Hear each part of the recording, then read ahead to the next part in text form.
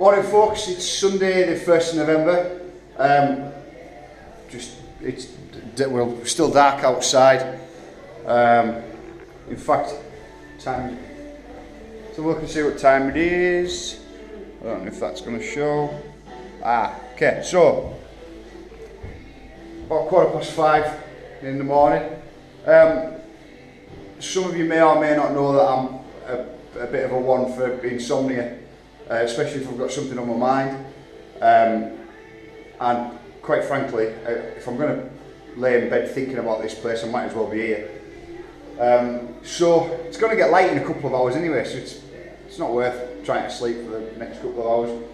We've got some stuff to do with the chainsaw, and for now, might as well have the tunes on here and put some shelves in. So, GNAR Super Sunday it is, and going to get cracking with some stuff in here. And as I say, I'll get light soon, so I'll be able to film sun up in the woods and let you see that. Anyway, I'm going to put the camera down for a second because it's still quite early. I don't need to be filming at this time in the morning.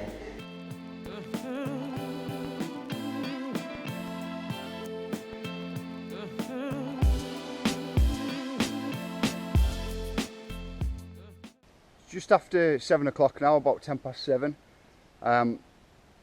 Just looking down the part of Beggars Canyon that we've already got logged.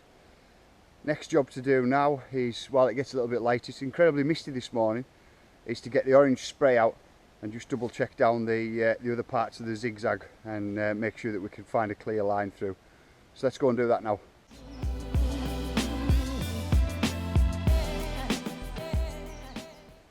This first bit is actually really easy because I've already got decided on what I want to put down through here. As you come into this section where you're actually going to shoot these two trees like goalposts coming down this way, but just behind me there I want to put a big feature in, get plenty of air off it and good old sized jump, shoot these two goalposts and come down into this area that I'm stood in now, where you'll, I'll just point you around, where you'll actually run down into here. And then where that large, the large stump has been left proud, there's a tree just, if I follow my finger, a tree just across from it there. That one you're gonna run down to those, and spanning across there is going to be some of these big logs, and you'll actually shoot that away across. Just walk you down there a little bit. You'll shoot that way across to jump it out of the corner into the next corridor that I'm prepping. So essentially the logs will span between this one that I've left proud so that I can butt up against it, and this tree here. So excuse me, a little bit stuck. And this tree here. So we'll butt up against those two and then run you down into this one, and you can see that I'm marking out trees for another corridor here, around the corner that way and back down again. You might be able to see behind me that I've already marked a couple of orange circles on some trees that are going to be coming out. So it's going to be aiming down this corridor this way. I want to put another feature in. I'd quite like to do a double step, so step out, put the bike down maybe a couple of bike lengths and then step again and get into this section here before you're going to hit up a left-hander to spit you back down, further down.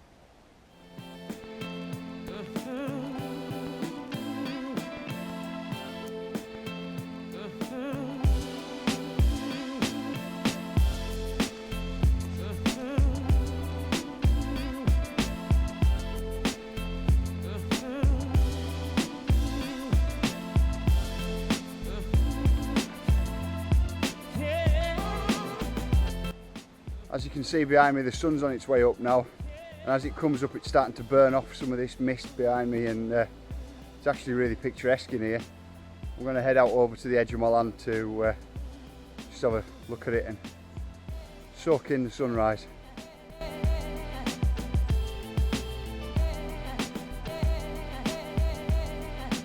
So it's been getting this part of it done that's actually been keeping us awake and playing on my mind a bit, and just making sure that I get this section of Beggars Canyon correct to how I want it. Many of you who build trail yourselves will already know that it can be quite difficult because you're trying to plan ahead and you're trying to envision how the the line's going to look once you get it dug in and once you get some trees removed. And it can be a little bit difficult, and you want to make sure that you get it flowing right first time, and then you're not having to come back and make alterations. So what I would view as a success would be to have this brought in. I'm going to try and give you a little bit of a walk over. This is super early.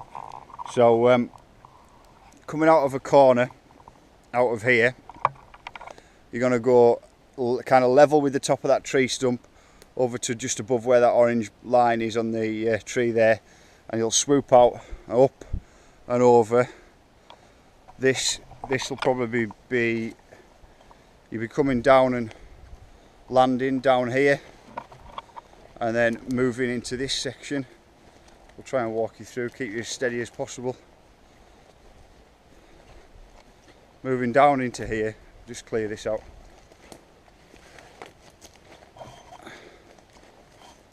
I've got a mark actually. The line goes through this way. This tree here that's got the arrow underneath has got a circle on it marked wrong, because you're going to go top side of this into here. Move these ones out that have got the orange dots on. I can't walk the exact line now because I don't quite have it cleared out enough to walk just straight round. And this brings you into a corner section here where it'll swoop round. You can see we're aiming to get you onto that ridge line. So as I say, we're on very early days. I'm going to have to lift the camera over this one, a bit heavy. And then in order to get to that ridge where it dips over, which isn't going to show on GoPro, but we're going to run you down this section to get onto the ridge. We're not going to be able to walk it exactly because we're going to kind of walk around the trees, but you'll be aiming down this way. Obviously we'll get these trees felled. Scooting down into here. Obviously we're going to have to, with Beggars Canyon, this isn't, oh hang on, we've got stuck now, we've got branches in the way. With Beggars Canyon we're not exactly in a position to just climb over. Not exactly in a position to bench cut this lot out by hand, just because it's a ridiculous amount of work. So the idea is once the road's done and once I'm open, is to come back during the midweek with the digger into this, because it's just going to be far quicker to do. So it's almost following this old drop log, and it's going to chuck you into, move that out of the way, chuck you into a tight left, and I'm probably going to have to berm this one up.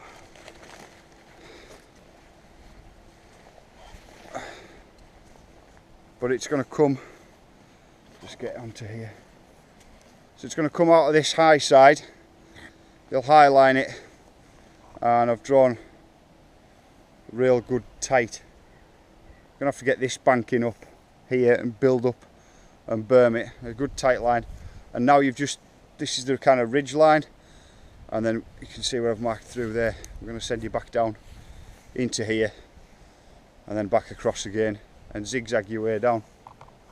But that's the idea, and as I say, it's super early, and I do have a bit of a habit of showing you tracks really early, and hopefully this is interesting to a point of where when we get to see it later on, that you know, we can see what's changed. But this is one that's come in. I'm not going to be able to get it done in time for opening, but I don't think it'll be done very long after. Over on this part over here, in fact, let's just walk you up here. Sorry, get you held on. Up in here,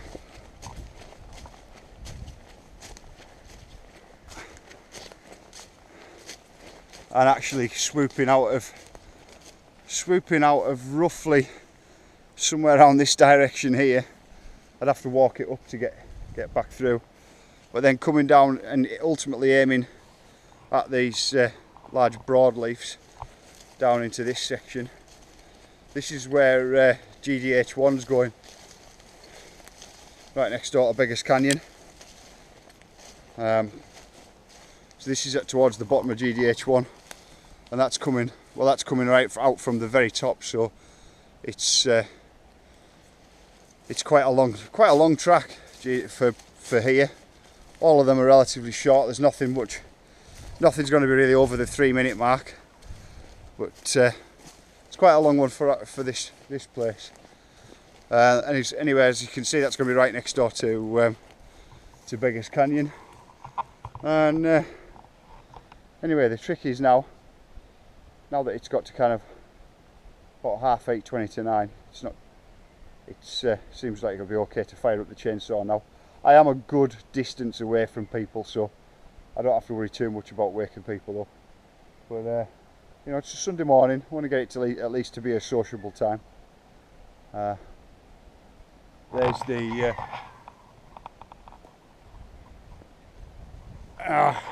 I don't know if that's shown up, but we've just had a fly past from one of the buzzards. They're quite a height, quite low is what I meant, sorry. And the thing is, just over here is where the buzzard's nest is. In fact, do you know what? Just in case she was going back to the nest, let's just go and have a quick look. Yeah, do you know what? I'm talking quietly because she has gone back over towards the nest, but she won't actually go and sit in it. I say he or she won't actually go and sit in it because I'm standing too close to it. So I feel like it's not really my place to encroach on them, and I should just let them get on with the day. So I'm going to crack on and fire up the saw and get ready with what I need to do. Let the buzzards have the peace.